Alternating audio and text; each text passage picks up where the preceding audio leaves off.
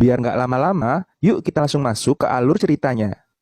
Film diawali dengan seorang lelaki bernama Tian King yang baru pulang dari kota setelah menjual kain dagangan milik pamannya. Paman Tian King bernama Yang. Yang adalah pemilik usaha pewarnaan kain yang pelit dan sadis. Tian King dibayar dengan upah sangat rendah, sedangkan pekerjaannya sangat banyak. Yang juga telah menyiksa dua orang istrinya sampai mati karena tidak bisa mendapat keturunan dari mereka. Saat ini, Yang telah menikah lagi dengan seorang gadis cantik dan masih sangat muda. Gadis itu bernama Judo. Karena Judo juga tidak kunjung memberi keturunan, Judo juga sering mendapat penyiksaan dari Yang. Pada suatu pagi, Tian King yang sedang memberi makan keledai tanpa sengaja menemukan lubang yang terhubung ke kamar mandi. Melalui lubang itu, Tian King mengintip Judo yang sedang mandi. Sebenarnya, Tian King bukanlah keponakan Yang.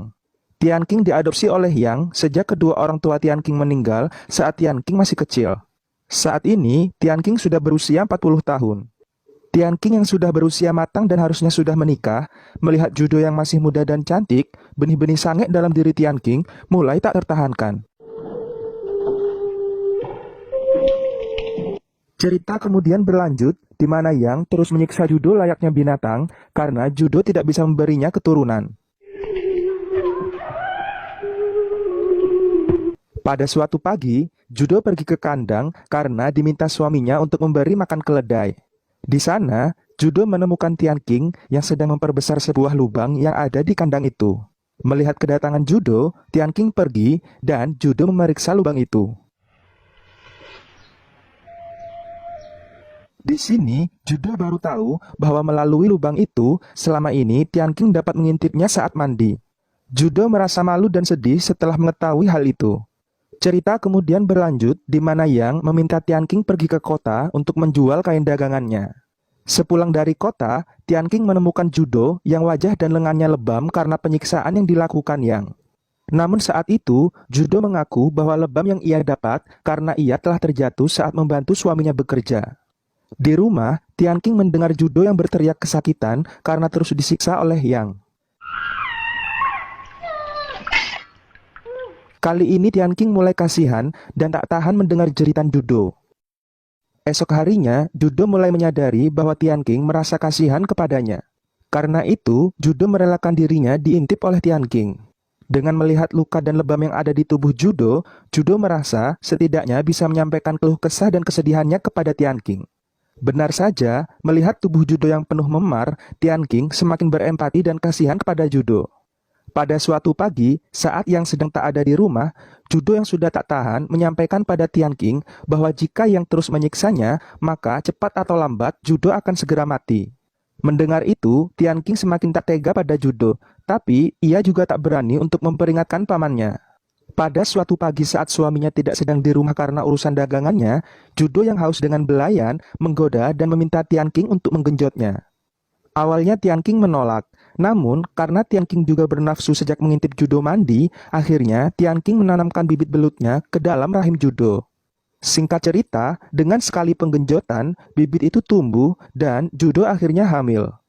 Mendengar kabar kehamilan Judo, Yang sangat senang karena setelah sekian lama, ia akhirnya akan memiliki keturunan dan mengira bayi yang dikandung Judo adalah anaknya. Judo melahirkan anak laki-laki dan Yang memberinya nama Tian Bai. Saat Yang pergi untuk mengurusi dagangannya, Tian King masuk ke kamar Judo untuk menjenguk Judo dan anak mereka. Saat itu, gunung kembar Judo bengkak karena terlalu banyak ASI di dalamnya. Karena tak ingin ASI itu terbuang cuma-cuma dan mubazir, Judo meminta Tian King untuk menyedotnya. Saat sedang asik berduaan, tiba-tiba keledai yang ditunggangi Yang pulang ke rumah. Namun, Yang tidak ada dan ternyata Yang tak sadarkan diri di suatu tempat setelah terjatuh dari keledainya. Tian King kemudian membawa Yang pulang dan karena peristiwa itu, Yang mengalami lumpuh pada tubuhnya di bagian pinggang hingga ujung kaki. Setelah Yang mengalami lumpuh, Tian King dan Judo malah tinggal bersama layaknya sepasang suami istri.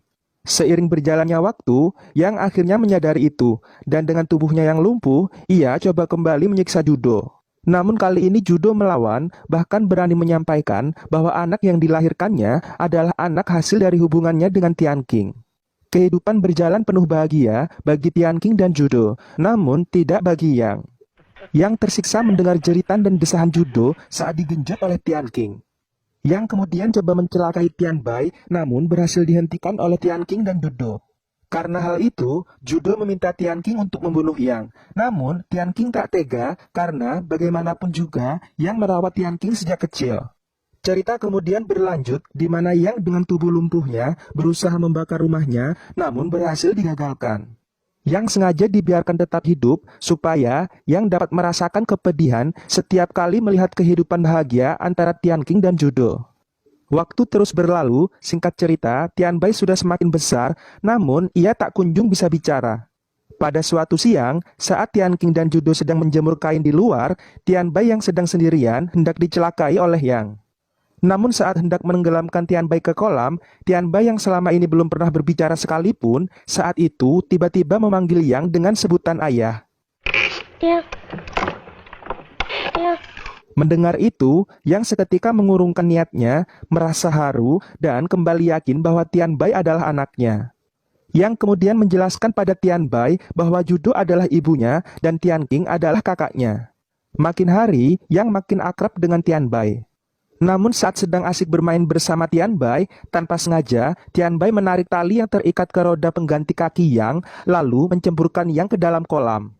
Karena kondisi tubuhnya yang lemah, Yang tenggelam dan kehabisan nafas hingga akhirnya meninggal dunia.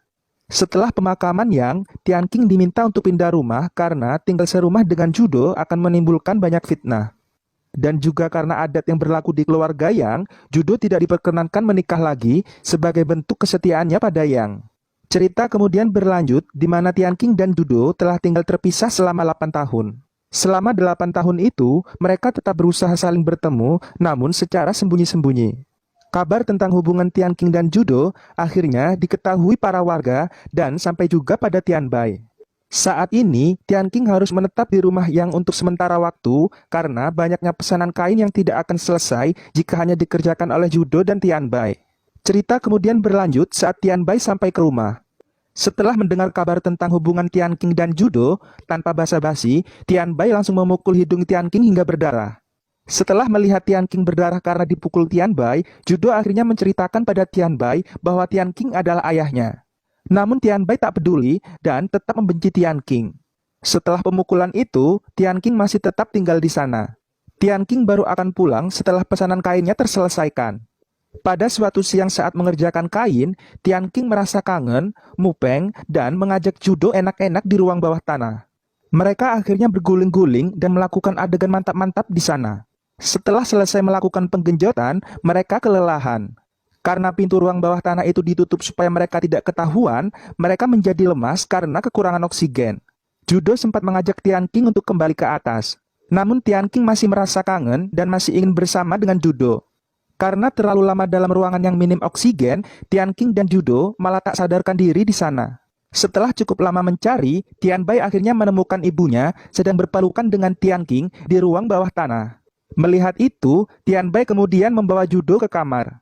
Kemudian, Tian Bai menenggelamkan Tian Qing, lalu memukul kepalanya dengan balok kayu hingga Tian Qing meninggal. Melihat Tian Qing yang telah meninggal, hati Judo hancur dan ia tak punya lagi alasan untuk hidup. Film kemudian diakhiri dengan Judo yang membakar rumahnya dengan dirinya yang masih berada dalam rumah itu. Dan film pun selesai.